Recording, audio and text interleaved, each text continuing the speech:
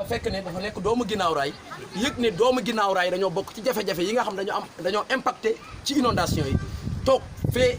bañ a ñëw loolu nee na du cëram moo tax mu ñëw pour partager ak ñun métit bi ñu nekkee pour partager ak ñun suñu douleur bi pour partager ak ñun tristesse bi nga xam ne doomu ginnaaw rek ñu ngi koy dund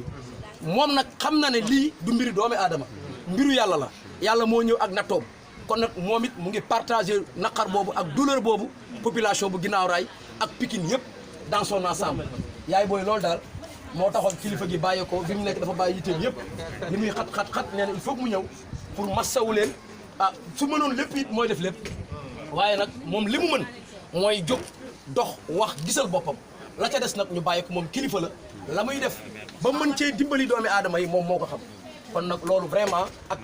présence am rek firndeel na lépp kon sant nañ ko bu baax professeur gërëm nañ la bu baax professeur lii nga def lii la doomu ginnaaw raay bu ne waroon def lii nga def lii la kilifa bu ne waroon a def kon nag soo ko defee def nga li la war ku def li la war nag wàcc na loolu nag moo nekkoon kàddu yi yaay booy di leen massawu ci lii ci turu action ci turu kilifa gi professeur Amadou Ndiaye ak grand frère bii di Mor Ndiaye xam na moom mooy suñu kilifa moom it ñu leen di massawu bu baax a baax ci jafe-jafe yi